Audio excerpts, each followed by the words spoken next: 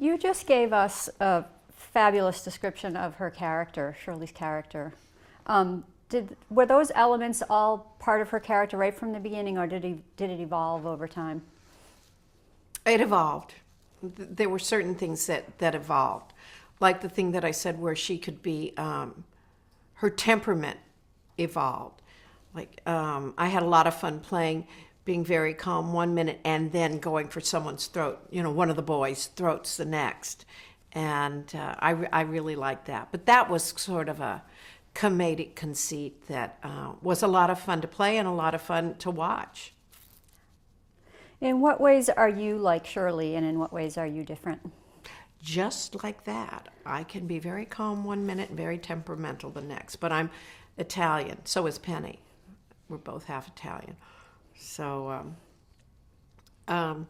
that and her love for animals, that also evolved on the show, although they really went over the top writing me stuff like that. But also, with Boo Boo Kitty talking to inanimate objects, and imbuing them with a sense of, with a soul and a spirit, and thinking they're talking back to you, and taking it out of a crazy realm and just putting it into kind of a normal, everyday kind of thing. This occurs and it makes perfect sense.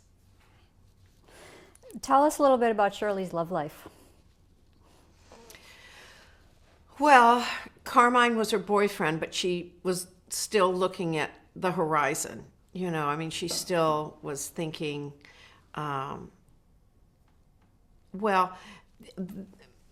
she was more like his sister they were more like brother and sister in the end, or close cousins, I'll say, kissing cousins, and I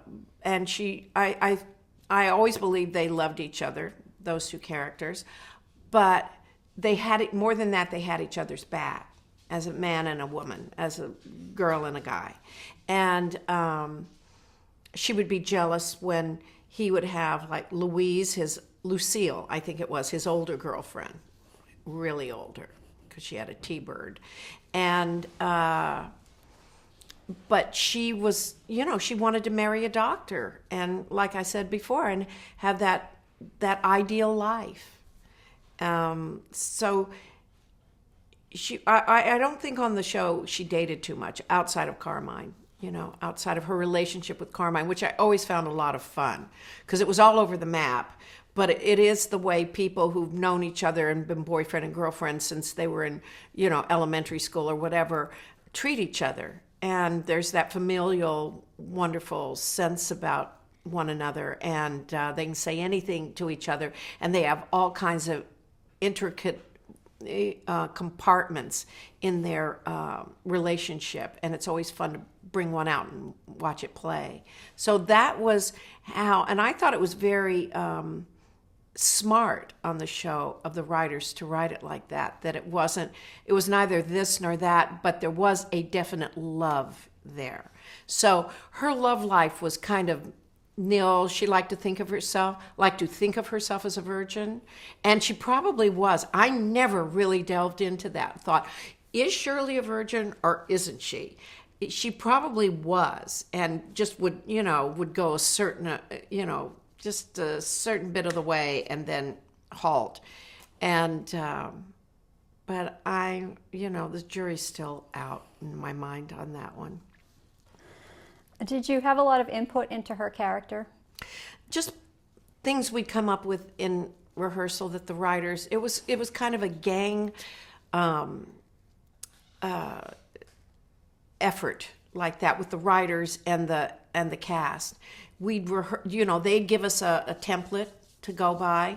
We would rehearse and build on top of that and come up with things, and then they'd come down and they'd most of the time be delighted. I'm not saying that sometimes there were guns drawn at high noon, but most of the time they'd write to that.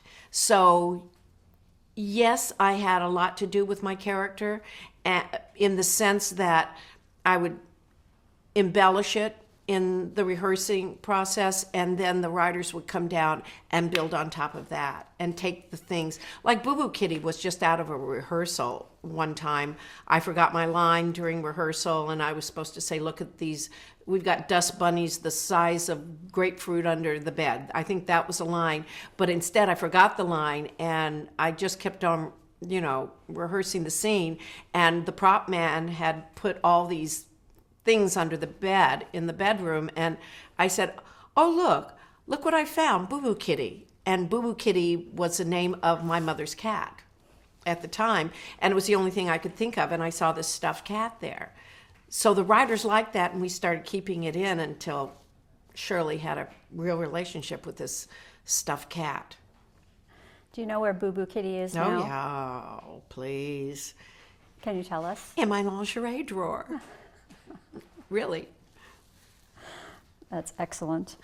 Not for any tawdry reasons, mind you. It's just the place that he fit, and it's soft in there. So it's a nice bed for him. Were there any rules about what Shirley could or couldn't do? Well, she couldn't be Laverne because she was a reactionary character to Laverne. I wouldn't even know how to answer that.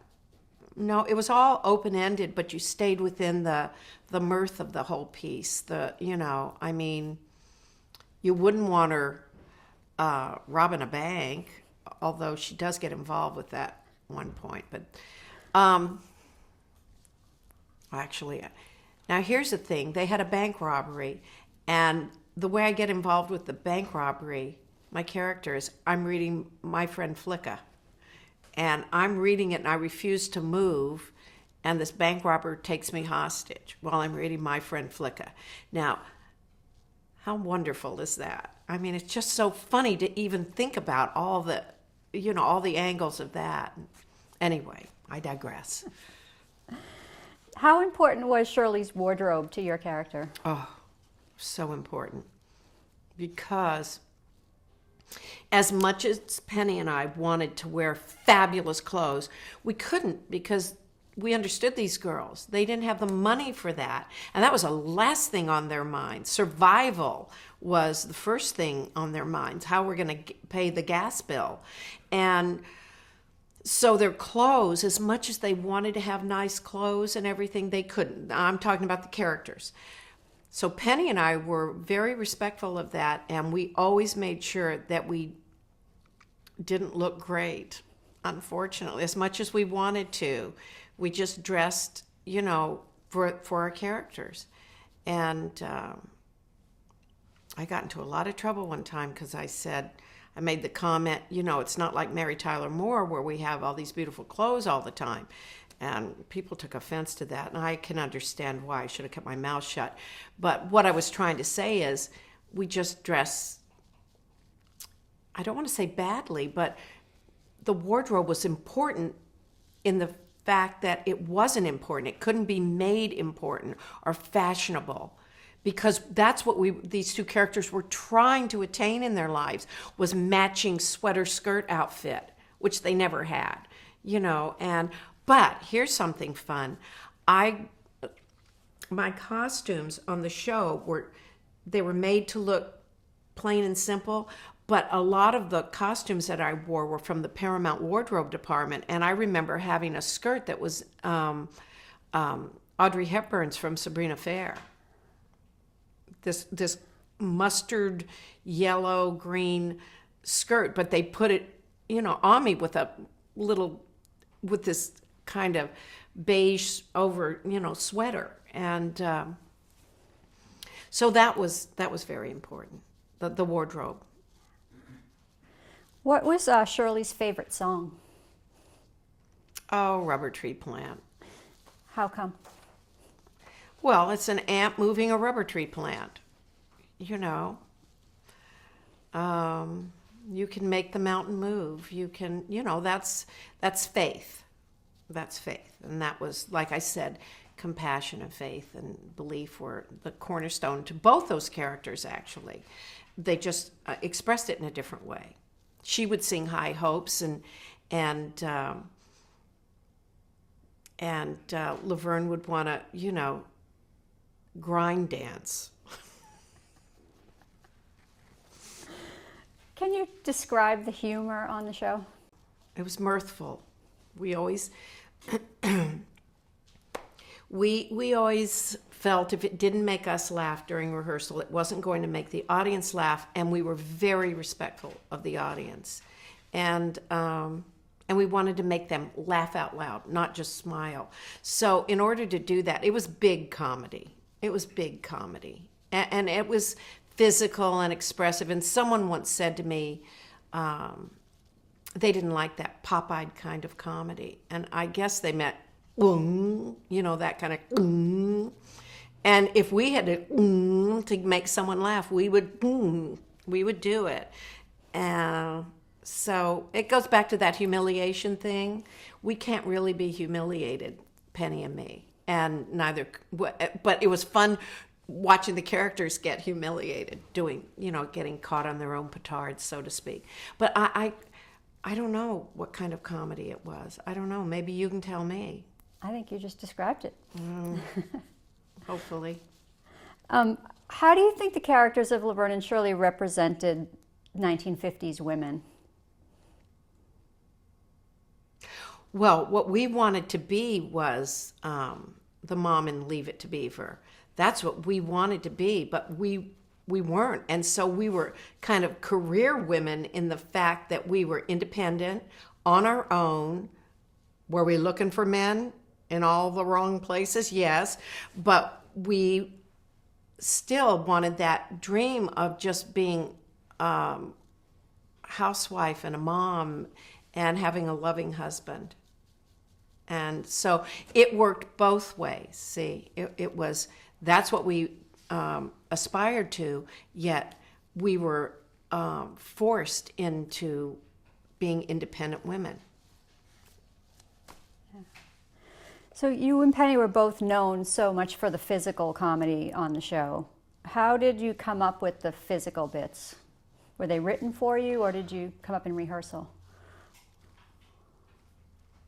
When we would rehearse, we would do things, but Penny did physical comedy, and they wrote toward her strengths, which was natural because that character was so big.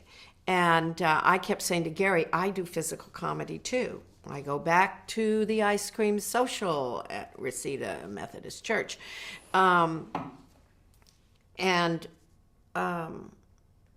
So I kept saying that to him and saying that. And finally one day he said, I'm going to give you a chance and I'll see, I'm going to write you something and see how you do. And I was like, oh, okay. And so I think the bit was she gets a vacuum cleaner when we're cleaning the house. She gets it stuck on her lips.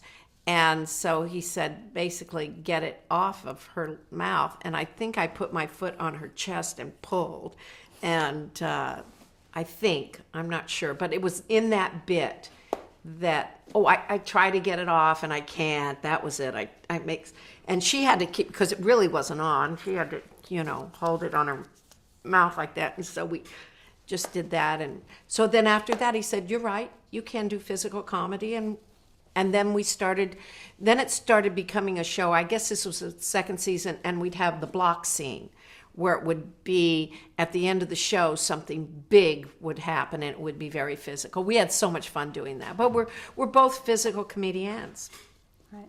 Did you have to stay physically fit to do that stuff? It kept us physically fit, I'll put it that way. Did Penny and I want to exercise? Look at me, no. Neither one of us wanted to. We just wanted to eat, have a Mexican combination plate for dinner and some potato chips and a Pepsi to wash it down and go to bed. But the show kept us fit. Did you ever do anything that required stunt doubles? Yes, but we didn't use them. Never. Because, no, we didn't. No. In fact, the Stuntmen's Association made us honorary stuntmen and gave us buckles. Where is that buckle? I got to find it.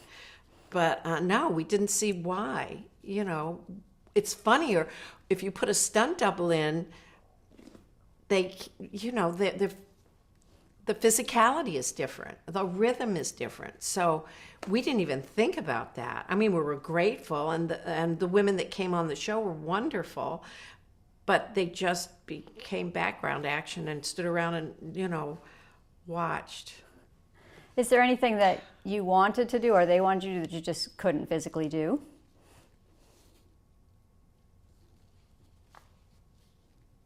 Nope. Well, I'm not, it goes along with my dyslexia. I can tap dance a little. She's a dancer. I can move. I had to once roller skate and twirl a baton. Penny can do it. And I would say, yeah, I'll do that. I'll have that down by the time we shoot. Yeah. And I wouldn't, and I'd crash into things, or I'd fall, or there were certain things I couldn't do, and it dealt with, like, usually on roller skates. Let's talk a little bit about working with. Oh, wait, I can't do a cartwheel either, and we had to do cartwheels, and one leg is crunched up. Her cartwheel's great, mine is just like a scrunched up cartwheel. And then we once had to do like Russian dancing where you do squats and get on your feet. Oh, heck, that was tough. I kind of did that. The things I couldn't do, I kind of did. But that's what added to the comedy, right? Absolutely. And back to humiliate. I wasn't afraid to be humiliated because I knew it'd make people laugh. And so therefore it's not a humiliation, it's a blessing. Let's talk about working with Penny. Talk about her personally and professionally when you first started working together. Well, when we first started working together was when we were riding together. So she's very tough. She has a mind like a steel trap. She doesn't forget anything. I was just talking to her and she said, "Didn't you read the email I sent you?" And I said, "No, I don't read emails. I'm computer illiterate." She goes, "Don't you do anything?" I go, Text me. She's a task mistress.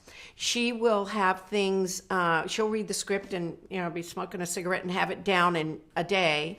And I'll hold the script right up to dress rehearsal. And she can be impatient, but along with that, it would push the part of me to be better and try to be Johnny on the spot, and it would be crisper because of her. And but it's just so difficult. But so then the attitude of the characters were real. When she get upset with me, it would be real, and I just let it roll off my back after a while, and didn't get upset by it. But we would always come to the same, as far as rhythm went, as far as the door flying open and both of us being absolutely in sync. I used to say to her, if there were an Olympic event for comedy, I think we'd take the gold. I used to say that to her because we just do things, and we'd always make each other laugh. Some of the best laughs of my life were with that woman. I mean, and if we made each other laugh, we knew we would make the audience laugh also, if it made us laugh. And so we were very, very close like that. I mean, you couldn't slip a playing card in between us like that. But we had our differences, but not when it came to hitting that stage and doing, what we loved doing. And it was like instinct with her, like telepathy. And I don't think I've had that with anyone else in my life. And it was just one of those things. That's great. You mentioned having your differences, and a lot's been written about tensions on the set. Do you want to tell us a little bit about how you saw that? Not really. Okay. No. It's like Rashomon. Do you know the movie? Mm-hmm. Rashomon. It's like everybody has a different take on it. There were, our personalities are so alike in so many ways and so different in so many ways. And we're both Italian and loud. And so some things would be, we would play it out, you know, we could get loud. And if she didn't, you know, like something, and was upset about it, you know, and I maybe took the other side of it, there would be squabbles. But in the end, you know, the entire experience, the entire thing was such a blessing and so much fun. And I couldn't have done it without her. I mean, there was no, you know, it just wouldn't have been the same. And I'm sure she'd say vice versa. And I have to say, we're great friends. She's one of my great friends, just one of the greatest friends of my life. And we watch TV together. What do you watch?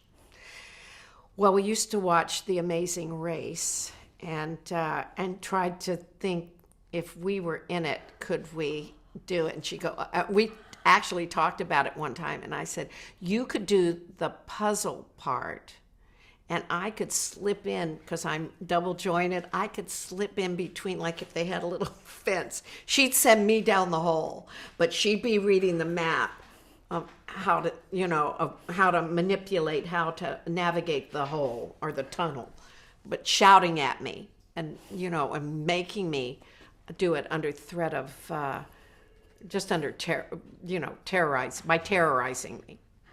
Who would eat the bugs and who would bungee jump? We might flip a coin or shoot for that one. I don't know. I don't know. I would love to have that dialogue with her. What, you want to eat that thing? I don't know. That's a funny picture, though, as Gary would say. Absolutely. What kind of reaction did you get from the fans when you saw them, when they saw you? I mean, you had instant success on the show. We never left the sound stage for about a year. And then when we did, we had no idea. I mean, we went from those two writers, you know, to this incredible fame, I guess, and success. But we really had no idea what it was like. And I remember we were in the Thanksgiving Day Parade, Macy's Thanksgiving Day Parade. And we'd done this album, Laverne and Shirley Sing. And so they asked us to be in the parade, and we thought, wow, this is cool. And so we were the float was supposed to stop, and we were supposed to lip sync a song. And so we're doing it, and all of a sudden, this surge of people start running, and the barriers coming this way. And Penny and I immediately look behind us to see who they're running toward. And that day, during that time in New York, that's when we realized, you know, that we were famous, so to speak, whatever. And so from that point on, did being on TV change your life? Oh, God, yes. Yeah. In what ways? Instead of watching it, I was on it. In what way? I don't...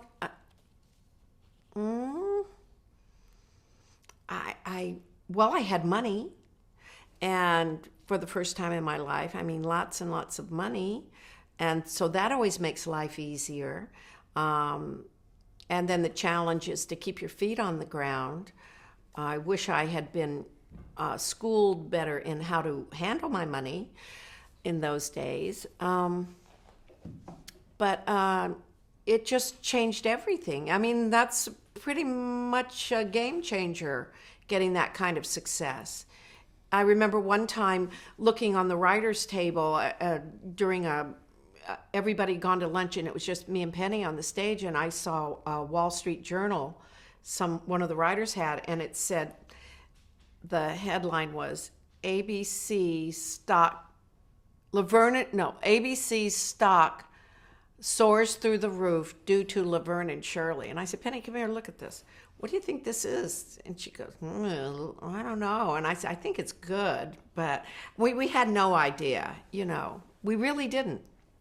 It's not like today where it's a business. It's a real you become the company and you're the inventory and everything. However people label themselves and market themselves, it wasn't like that back then. It was much more fun and and just down to earth and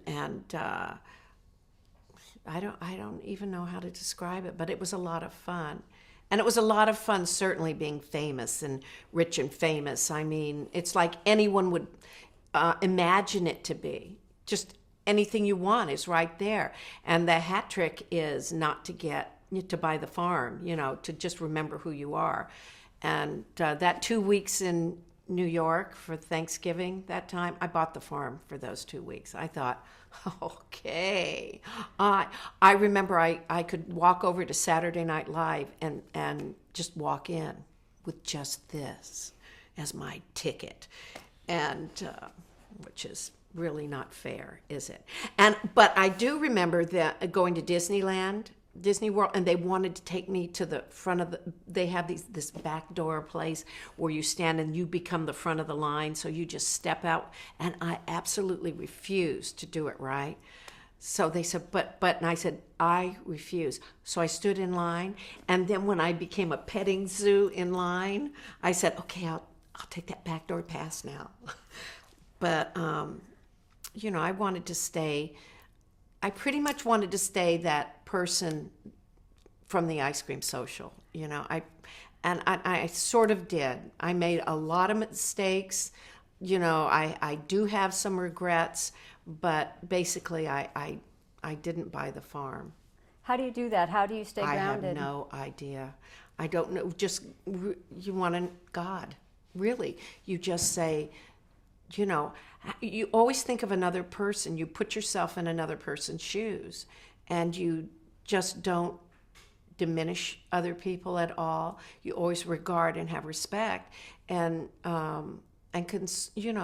compassion for other people and humor about other people. It gets tough as you get older, because as you get older, you accumulate so many different experiences in your life, and then you start looking back and saying, why did I do that? Why did I say that? Why didn't I know better?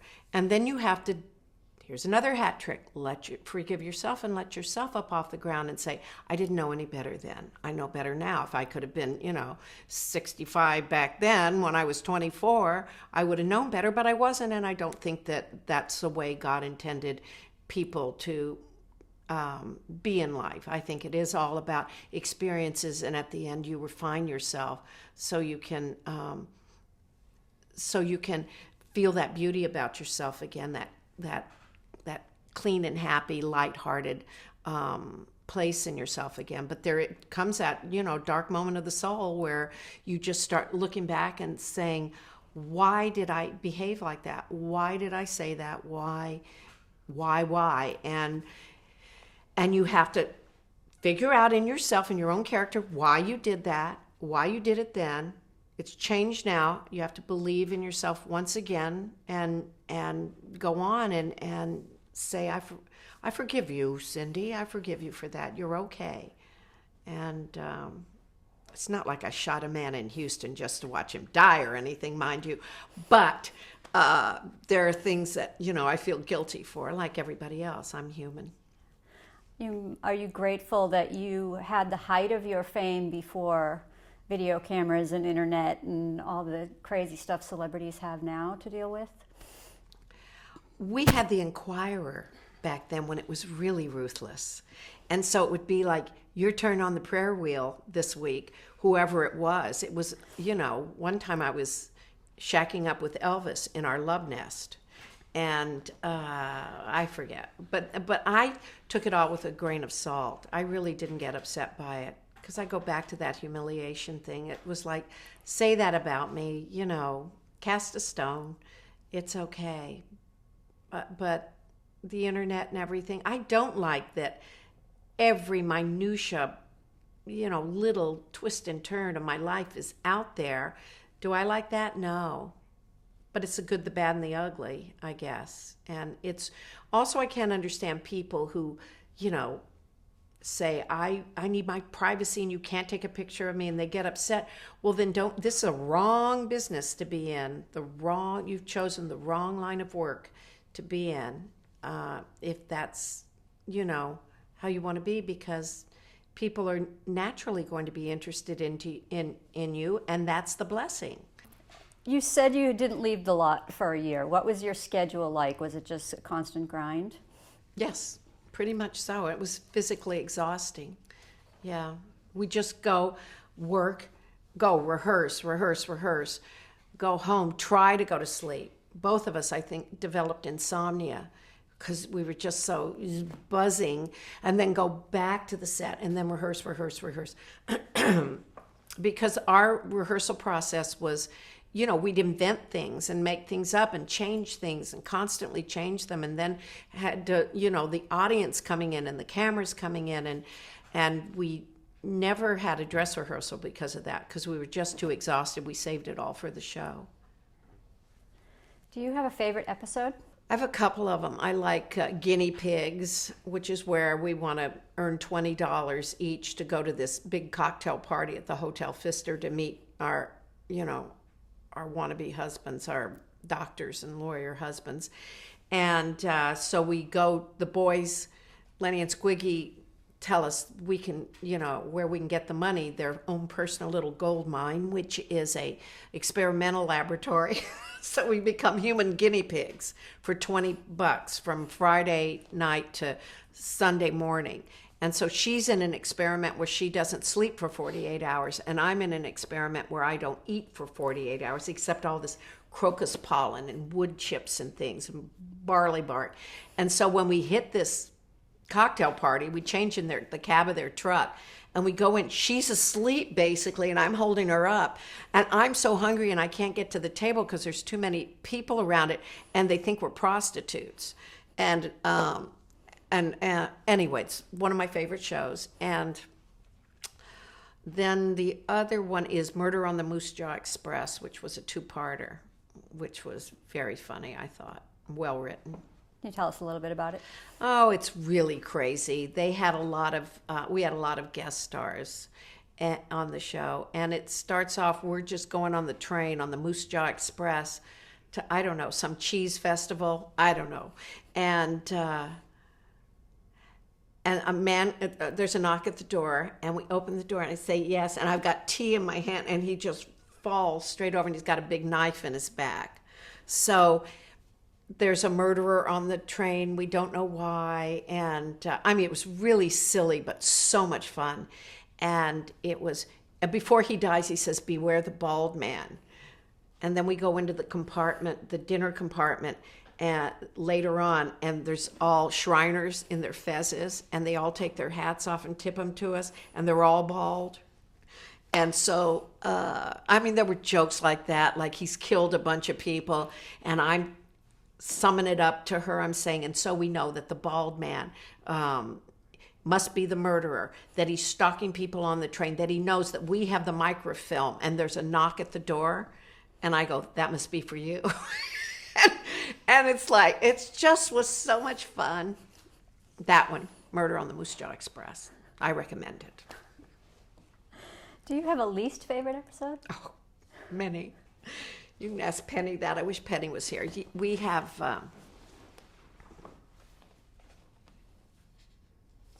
I can't remember them. I think I blotted them out. But we had some that we go, gosh, I don't know. And then we'd make up anything. Oh, Penny was reminding me of one about a month ago where she says, "Don't you remember to try and throw the audience off the track, that this was a terrible show, and I don't remember what it was. We made up some physical bit." You also directed an episode of the show. Did Yeah. you want to do more directing at that time? No, I had a lot of fun doing it. But no, not really, because, I would get into the minutia of it and the lighting and the this and the that and go, no, I don't think I want that. I want that. I wouldn't be able to make a decision quick enough. And I'd put us too far behind, and no. I'd be good with the actors and staging it, but with the technical part of it, I'd be a mess. So no. So how did the cast react to you in that role? It was a good relationship back and forth? As a director? Yeah. Oh, it's so long ago. Well, they better have. I was the director. No, I had a great time. In fact, I have this picture in my house of me directing David Lander, and it's one of my favorite pictures of me. He's got this, he plays a director himself in it, and he's got a cape on, and he's got this fabulous attitude and this look on his face, and I'm just looking at the camera just like it. Anyway, I had a great time doing it, but she was the one who, she loved doing it and getting into everything and looking at shots and things like that, and I liked watching her, looking at shots. And but the cast was very respectful to me. The cast just directs themselves. Just like Francis Ford Coppola said, you want to know where your cameras are going to go, watch your cast move through the scene in rehearsal, and you'll know where to put the cameras. Anyway, so I did like it, but not enough to pursue it. In season 6, the series moved to Hollywood.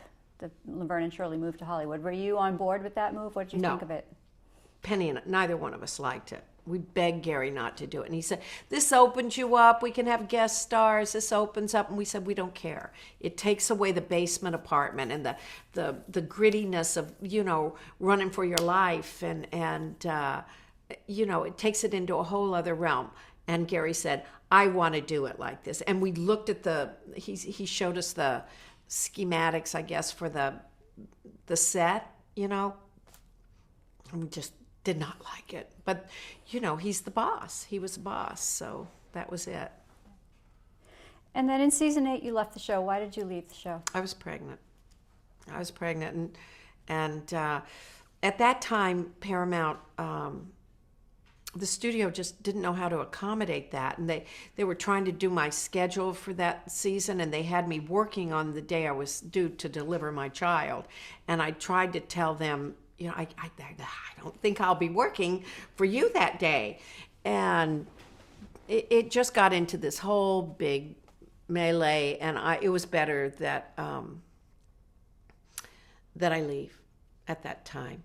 Then after I left, they had like nurseries built when Shelley Long and Rhea had their kids, and and I was like, anyway, it was kind of time for me to go. Did you watch the show after you left?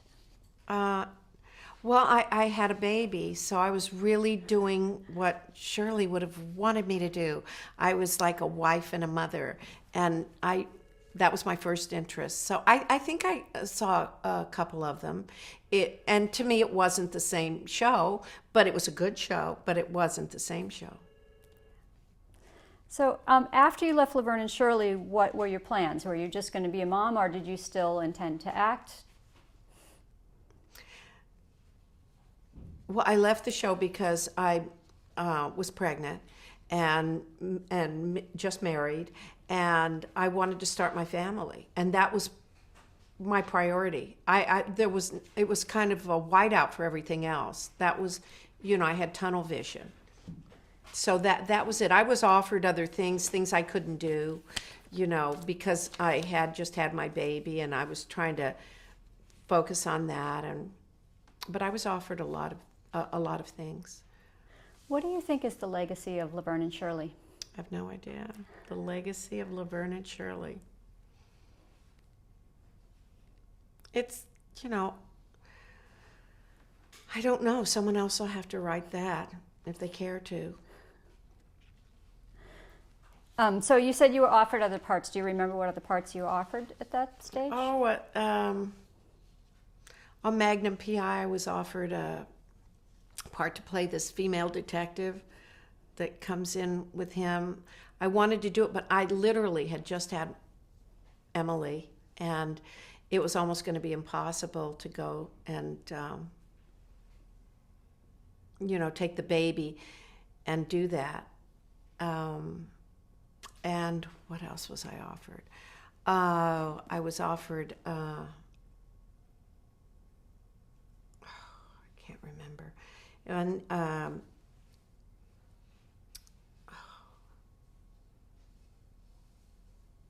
I was offered a Neil Simon play, I know that. And I couldn't do that. And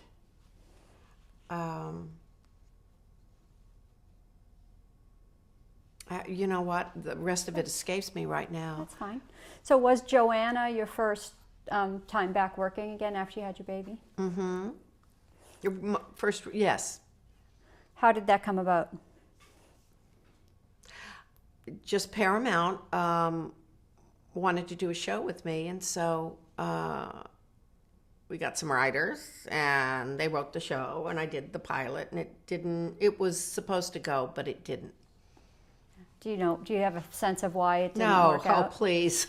I don't know. It's show business. It's, show business to the left of me and producers to the right of me. I don't know. I really don't. So tell us a little bit about the character and your cast on that show, on Joanna. Well, the character runs a loading dock. She's a supervisor on the loading dock, and so there's a bunch of crazy guys that she works with and is in charge of, and then she, her love life was going to be that the guy next door and her share a common door that they find, and he comes bursting in, and Rennie Centauri played that guy, and he was wonderful. And that was basically the premise. I mean, we only got through the pilot, and so what it was after that, I got no idea. You also did a couple episodes of Walt Disney's Wonderful World of Color. Help wanted kids on The Leftovers? Oh, well, yes, it was, but they were movies of the week. Okay. For Disney. And then I did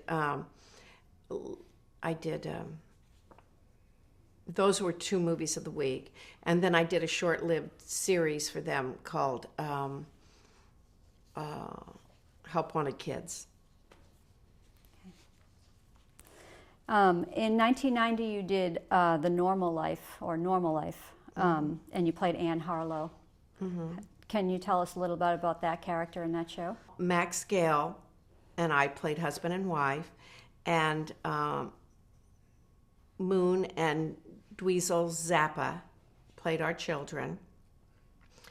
And it was just about this supposedly normal family that were kind of crazy in a way. And I guess it was a little ahead of its time. And we ran for a season. It was a lot of fun, wonderful cast, wonderful writers, beautiful. Bernie Brillstein was the executive producer on that, and he was just marvelous. Talk a little bit about working with Dweezil and Moon Unit. Oh, they were great. They were great. And Amit, their brother, they were all just wonderful. I mean, I think that it was fashioned after their family, which was, Frank Zappa was their dad, who was anything but normal. But their life was normal, I mean, their family life with this, wonderful twist to it, which was their dad, Frank Zappa, who was a genius eccentric. And they were just wonderful, fun-loving people. Those kids, just wonderful, wonderful. And so was Frank, if you could ever get a word out of him. Just marvelous to work with. In 1990, you starred in the TV pilot for Steel Magnolias. Mm-hmm. So how did that come about? I was just offered the part, and it was incredible. It was written by Robert Harlan, who wrote the original, who wrote Steel Magnolias, and he wrote this pilot it was an hour show, and it was marvelous. And I was very lucky to have gotten that. Tommy Schlamme directed it, and just an incredible cast. Sally Kirkland, Elaine Stritch, Polly Bergen. Oh, I can't remember who else. If I'm missing someone, I'm so sorry. Sheila McCarthy. Yes, Sheila McCarthy. It was fantastic, and I had the best time doing it, and I was very proud of that. But we didn't get on the air because, well, rumor has it that because it was set to go. I forget who it was, another writer producer had a blind commitment to do a Southern show, and it was supposed to star Burt Reynolds, and they felt that two Southern shows on in the same, night or on the same channel was too much. And so 86, we were out the door, which was a shame because it was a wonderful, wonderful show. What character did you play? I played Malin. And tell us about her. She was a Southern woman who lost. Anyone who's seen Steel Magnolias knows what that character is about. I mean, she's a Southern woman who is desperately trying to make sure the life of her daughter, who is very ill, goes normally for her. And they're very close. She's very happy, and in the end, her daughter dies. And then the pilot picked up after she dies, and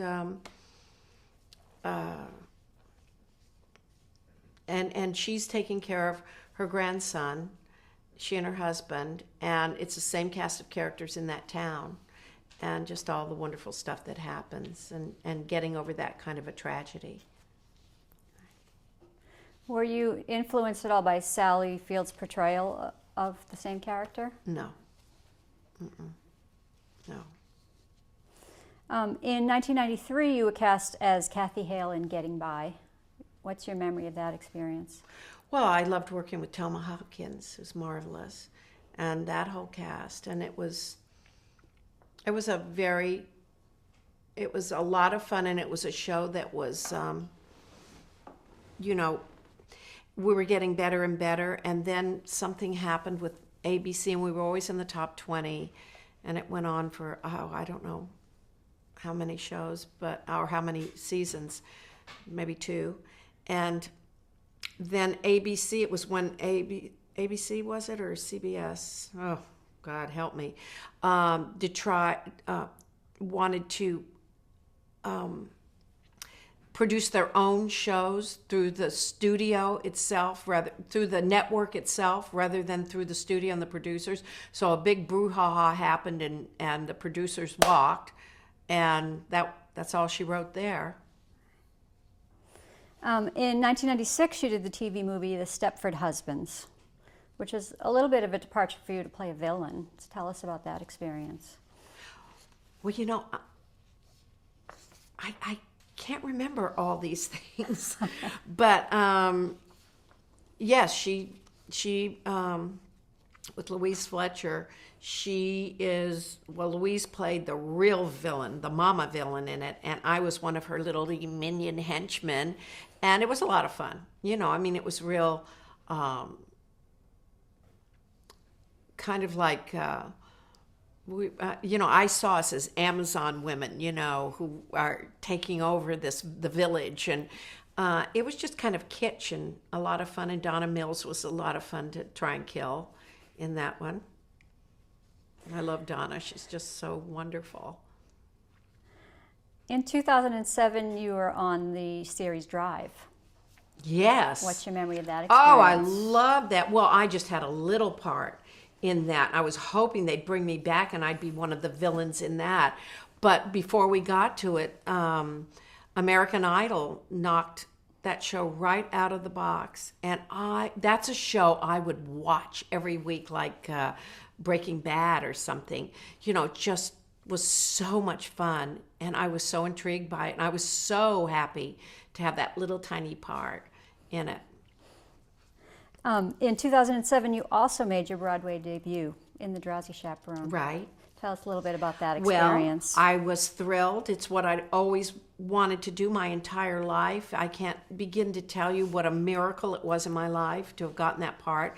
And then I got there during the IATSE strike. And while they were on strike, I could only rehearse in a rehearsal hall, never on the stage.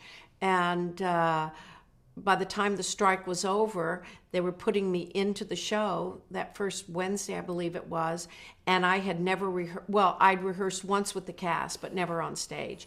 And in the end of the show, they fly an airplane in. So I'd never worked with any of the props or anything, but at the end of the show, they fly an airplane in, and I'd rehearsed this dance, and I was doing this promenade, and I said, "What is it with the airplane?"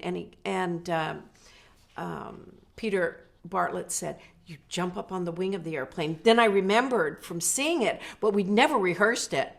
And so here's where Laverne and Shirley pays off. I said, "Fling me." And he said, "What?" I said, fling me now." And so he flung me, and I grabbed the pole and hoisted myself up, my big old rear end, on the wing of that airplane. And I thought, there's still a dance in the old dame yet. And I just could not believe it. It just is in keeping with my entire life that I would be on Broadway and not have gotten to rehearse that one major thing. Anyway, the show closed in 3 weeks because the IATSE strike put them out of business because we were in a huge theater. And I was still learning things, and I remember I was in my dressing room and just came off stage from the show, and I was saying, "You've got to hit that last note better, Cindy." I was giving myself notes, right? "You've got to hit that last note better. Everything else seemed okay." I'm talking to myself, and then I hear over the PA, "Would all actors get out of their costumes as soon as possible, and in 5 minutes, meet with the producers on stage."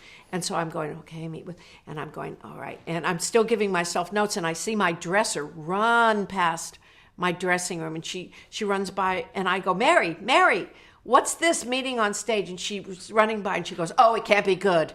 And she runs, and I go, "Can't be good." But I was so engrossed in giving myself notes that I didn't think.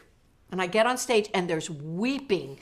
There's like 26 people are weeping, and I come out there, and I'm like in the middle of some war zone, and it was just brutal. And so actors, it was so funny. Once the producers are like this, and they're so sad, and so opening my big mouth, I go, "Was it something I did?" Like that, and nobody laughed. No one laughed. And I thought, oh, and they're just like weeping. And so they say, "So we're closing in 10 days. And I go, "Closing in 10 days. I hope I get that note right before we close."